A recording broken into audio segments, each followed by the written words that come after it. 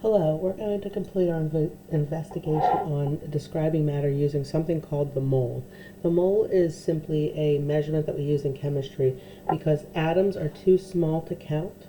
So instead of counting them physically, we count them by weighing them. So first off, turn on your balance and you'll have a button that says tare, T-A-R-E. Make sure you press that and don't do anything until your balance reads 0. The first thing that you need to do is to weigh your empty container. Now every measurement that I take is going to be different from yours. So here's my empty container. And my empty container has a mass of 181 grams. I'm going to write that down. Now I'm going to pour in the 50 beans that I had counted out. And I'm going to put that on again. And my new measurement is 248 grams. So I have to get the mass of only the beans. So I'm going to take the 248 and subtract the 181 grams. That was the empty container. And when I subtract, I'll be left with the mass of just the beans. So after I subtract, the mass of just the beans is going to be 67 grams. So 50 beans has a mass of 67 grams. And now what that's going to do is allow me to figure out the mass of one bean. Now your balance and mine are not specific enough. They're only measuring in whole grams, which is unfortunate. It would be a lot more accurate if we were measuring to the first decimal place. But we're going to do the best we can. So anyhow, 50 beans has a mass of 67 grams. So if I want to find the mass of one bean, all I have to do is divide.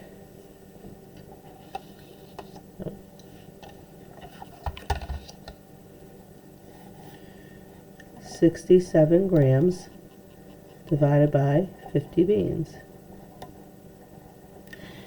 And that's, I'm going to type that into a calculator real quick. Hold on. Okay, when I divide out 67 grams and 50 beans, I get 1.34 grams per bean. So now keep in mind, I'm using a different type of bean than is in your kit, so my numbers are going to be a little bit higher than yours, and that's okay. Just use whatever numbers that you get when you count this out. So I now know the average mass of one bean, and I'm going to use that to figure out the rest. So if I know, so that is how we complete data table A. Now for data table B, we're going to try something else. We want to get what we believe would be 300 beans. So in order to do that, let me pull this aside again. In order to do that, we will have to calculate how much we think 300 beans will weigh. We'll have to include the mass of our empty container, and we will weigh that out until we get to that amount. So in my example, I have 1.34 grams per bean times 300 beans. So if I type that in, 1.34 times 300, what will I get? I'll tell you in just a second. I should have a mass of 402 grams for all 300 beans. Now keep in mind, when I weigh these out, I also have to put them into a container. So I'm going to need the mass of my empty container. So the empty container I'm going to use is this one right here, because it has to be a little bit bigger than the other one. And as you see, this empty container has a mass of 36 grams. So I'm going to include that in the total mass.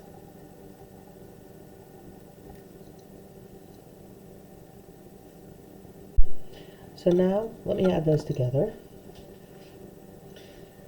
And I see that the 300 beans should have a mass of 402 grams. The empty container should have a mass of 36 grams. So altogether, I'm looking at a mass of 438 grams. So that 438 grams should include this container plus the 300 beans. Now I'm going to pour in beans into this container until I get to 438 grams, or as close to that as possible. Let's get this set up. Here's my balance. Here's my empty container. And my goal is to get to 438 grams. So I'm going to start pouring these in. That's not enough. Here's more. I don't want to count them.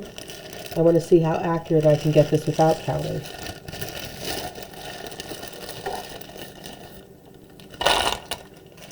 $438 grams. Oops. I just dumped them everywhere. Hold on.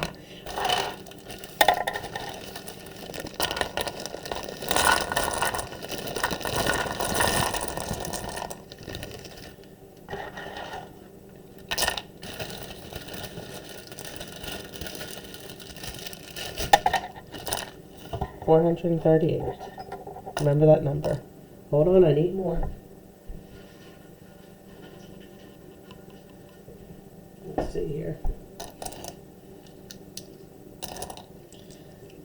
431, and you might not be able to get it perfect. There it is, 438 grams. So theoretically, I should have 300 beans in there. And we're going to check that now. Now, I paused that while I was counting so that you didn't have to watch me count. It took about 5 minutes. But when I counted, I saw that I had 285 beans. Now, these beans weren't the best. Unfortunately, I left the navy beans at the school, so I was not able to do that. So there was one further calculation that we wanted to do, and that is figuring out percent error. So I counted 285 beans by mass, and I wanted to get 300. So how do I calculate this?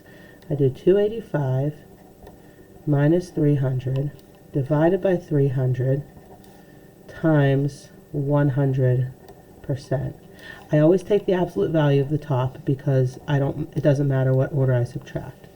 So 285 minus 300, that's 15 once we get the absolute value.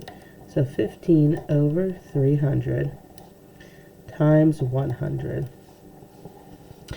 And 15 over 300 is going to be 0.05 times 100%,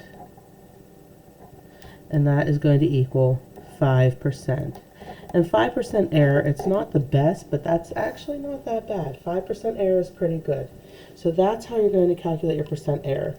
Now, I want to show you something. Why was my percent error so high? I do want to show you that. Look at these beans. Now, these are not the navy beans that were in your pack. These are actually called lima beans. And look at the different sizes of them. So they're not very easy to predict because like this is like, look, this is like a really large one. The sizes range quite a bit. So if you can't predict it based on the sizes all being the same, then it's not going to be accurate. Now, when we talk about atoms, every single atom is going to have almost the exact same mass. Like every atom of hydrogen is going to have the same mass. Every atom of oxygen is going to have the same mass.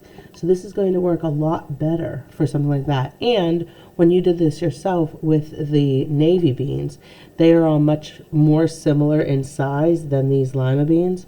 So your numbers should come out better than mine will. Anyhow, so you can go through that. You predict how much 300 particles will weigh. Do all of your math and figure out how many particles you actually had. So the longest part of this is going to be to count them at the end. Count out and see how close you were to 300. After you're done, make sure that you answer the questions at the bottom.